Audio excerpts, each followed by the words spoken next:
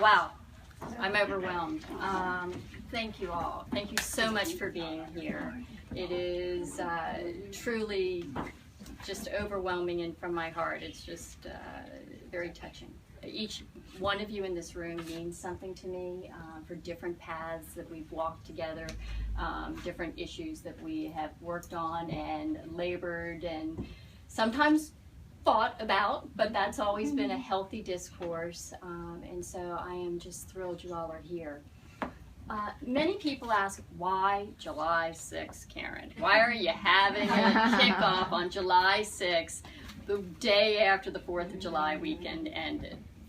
And July 6th in the state of Virginia, in the Commonwealth of Virginia, is a really important date for our education system. And I bet many people don't remember how important this date is, because on July 6th in 1869, we got a new constitution, and in that constitution, we established public school education, following in the steps of what Thomas Jefferson envisioned for our Commonwealth.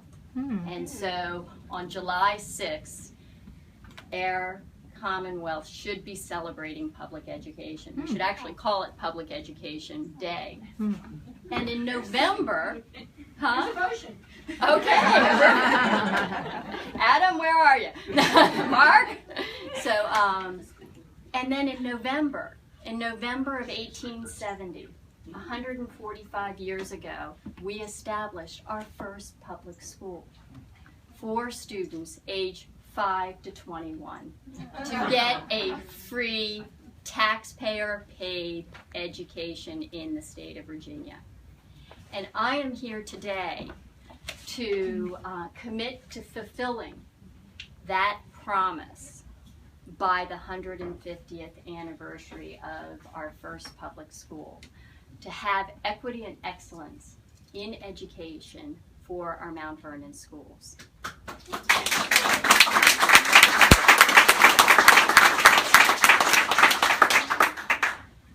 So the why of why, Karen, your kids are off. You and Daniel have great times ahead. Why are you doing this now? That's the other question I get. And the answer is pretty simple, and it's about kind of what drives me. Many years ago, when after 8 years I had been working for Booz Allen, I was a senior associate, I'd been on the fast track with them. I had worked for both commercial and government clients, and I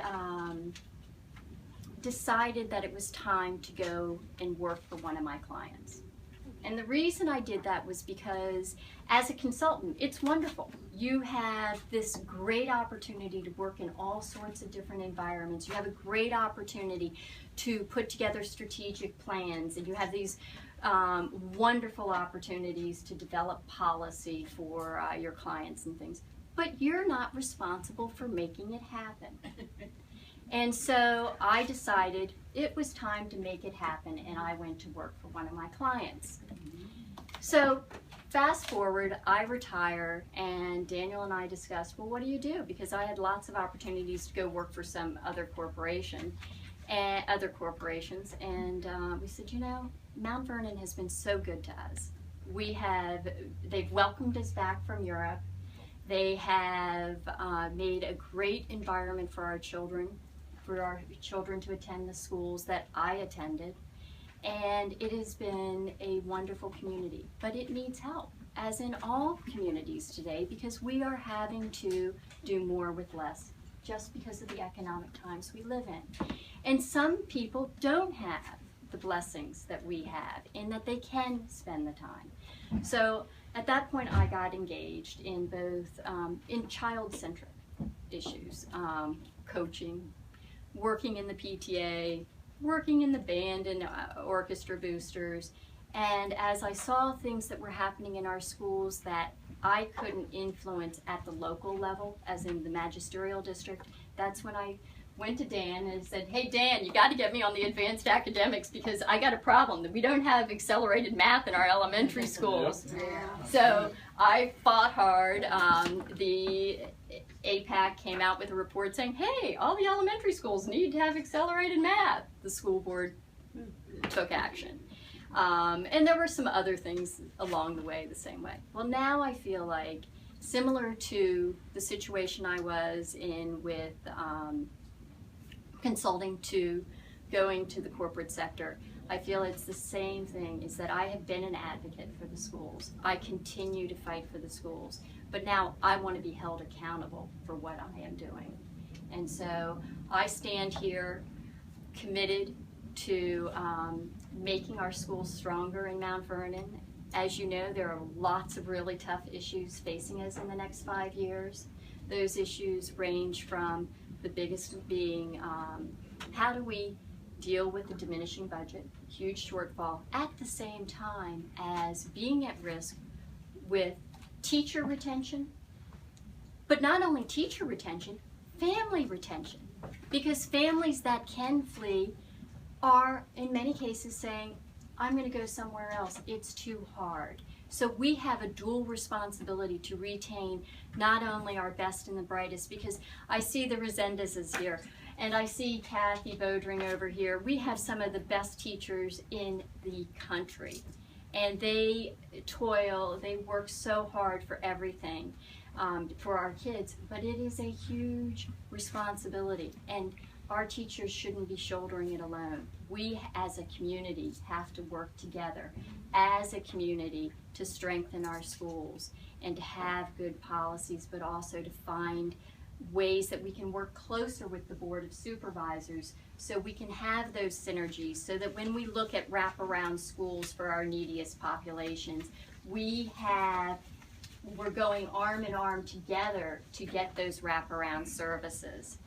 We have another major issue facing our community in the next few years, and that happens to be the boundary changes. And the boundary changes are going to be big. And those of you see my gray hair, you know I graduated from Groveton. I have seen the impact of what boundary changes can do to a community.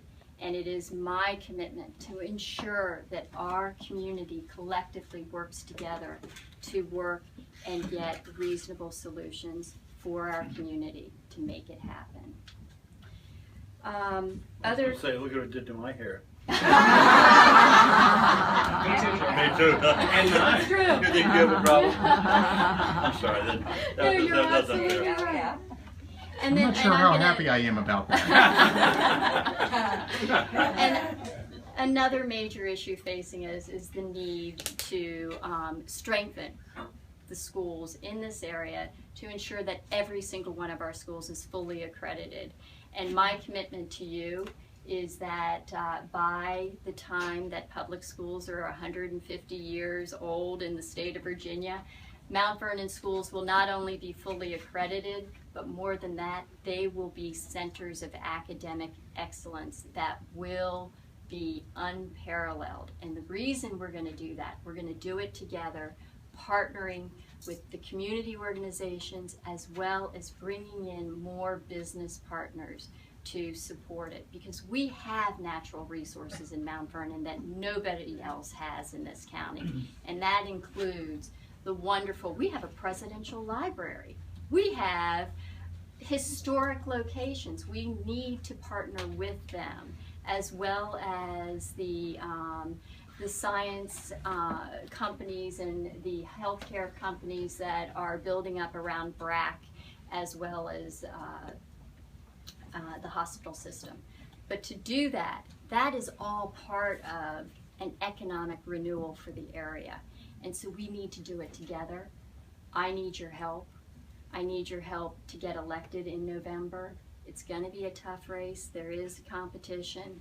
We need to get the voice out there that we are going to do this together to strengthen our schools.